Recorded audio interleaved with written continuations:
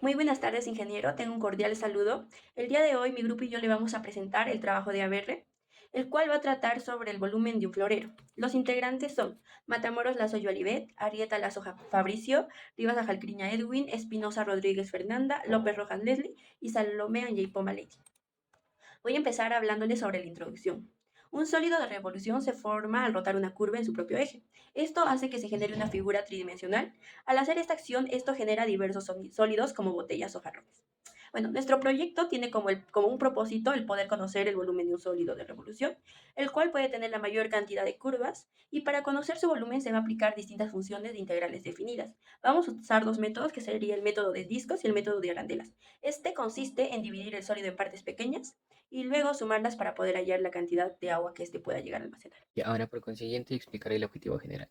Bueno, para calcular el volumen de un sólido de revolución resultante de la rotación de una curva compleja alrededor de un eje, se utilizarán las técnicas de integración como el método de disco y el método de arandelas, con el propósito de estimular su capacidad de contener el agua.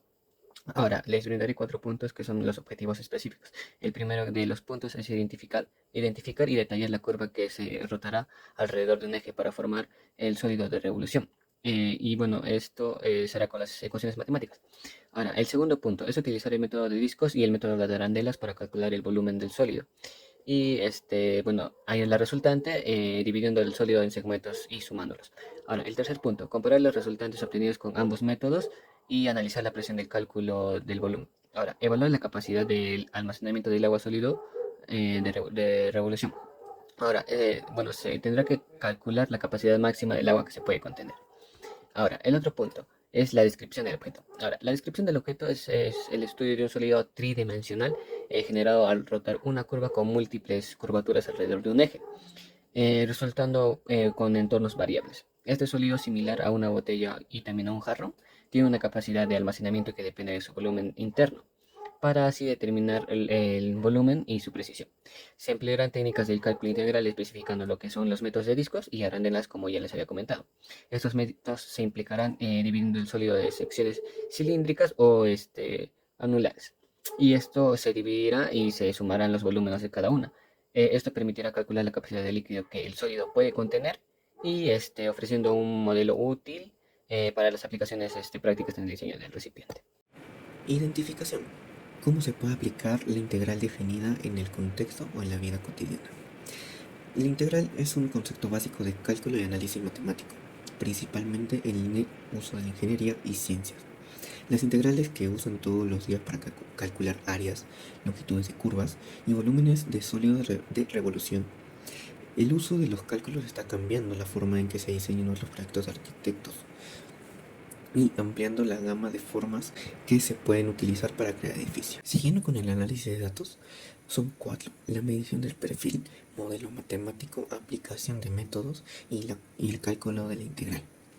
La medición del perfil: se hace una medición del perfil al sólido y se define la función f de x, donde x representa la altura y y es el radio del jarrón. El modelo matemático: generalmente se toma la altura del jarrón en el eje X y el radio en el eje Y. El perfil del jarrón se representa por Y igual f de x. La aplicación de métodos: esto se hace por revolución en el perfil X, eje de X, y las siguientes fórmulas son las siguientes, como pueden ver en la parte de abajo a la izquierda. El cálculo de la integral: esto se hace si tiene una función explícita. Se puede integrar desde a y b, y si no se tiene una función matemática, se puede usar los volúmenes de cada disco. Pasaremos a la metodología, donde realizaremos el diseño de la figura elegida en el AutoCAD, donde vamos a asegurarnos de que las dimensiones y proporciones de la figura sean precisas, ya que esto puede afectar a los resultados en los cálculos. Luego de realizar la figura en el AutoCAD, la llevaremos a GeoGebra para identificar las ecuaciones de las curvas. Estas ecuaciones son esenciales para el método de integración. Para poder hallar el volumen, utilizaremos dos métodos, los cuales son el método de discos y el método de arandelas, donde el método de discos se usa para calcular el volumen de un sólido generado al girar en una región acotada alrededor de un eje, mientras que el método de arandela se aplica cuando la región a rotar tiene un hueco en el medio, formando un anillo, es decir, la arandela. Este ocurre cuando se rota alrededor de un eje y la región está delimitada por dos curvas. Siguiendo con el uso del GeoGebra podemos ver que, colocamos la imagen de el sólido ya modelado en AutoCAD para facilitar la fijación de las coordenadas o también llamado puntos. Esto nos ayuda en que nosotros podamos conseguir los comandos o polinomios, ya que a nosotros unir los puntos nos saca esas ecuaciones. Como podemos ver, son ecuaciones de primer grado, de segundo o hasta de cuarto grado.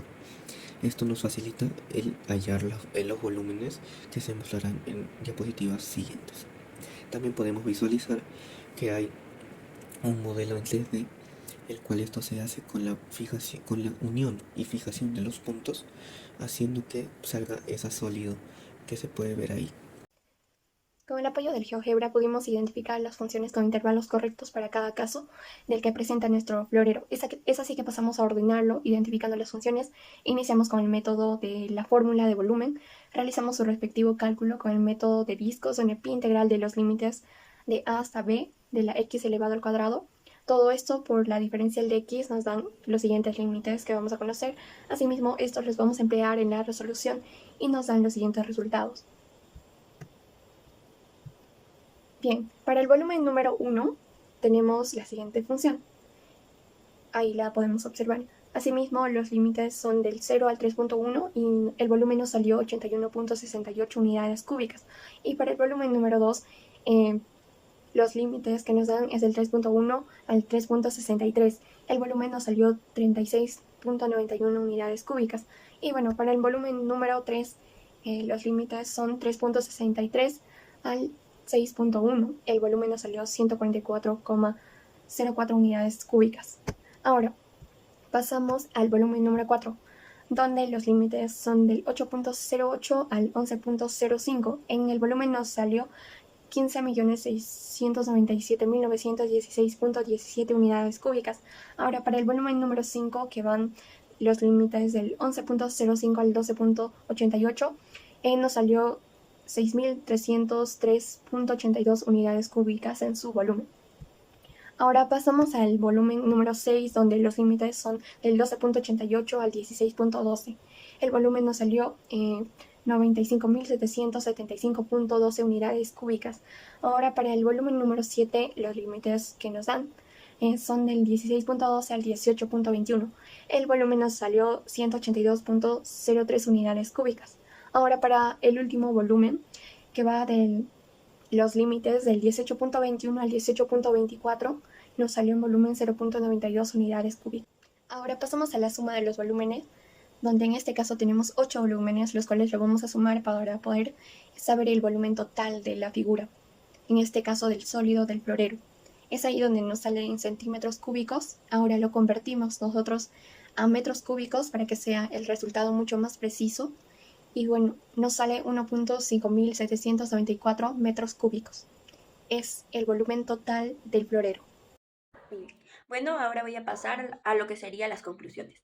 Vamos a tener dos conclusiones. La primera sería que la aplicación de los métodos de discos y arandelas en el cálculo de volúmenes de sólidos de revolución nos ha permitido desarrollar una comprensión profunda y práctica de conceptos matemáticos avanzados a través del uso del modelado CAD y la impresión 3D. Nosotros lo que logramos construir un modelo tangible del jarrón que validó nuestros cálculos teóricos y permitió una visualización realista de la figura. El siguiente sería que este proyecto no solo consolidó los conocimientos adquiridos en el curso, sino que también nos demostró la relevancia de las matemáticas en el diseño y manufactura. La experiencia de trabajar con ecuaciones y software especializado fue fundamental para entender cómo los métodos matemáticos se aplican en situaciones reales, reafirmando la importancia de la integración entre teoría y práctica. Muchas gracias.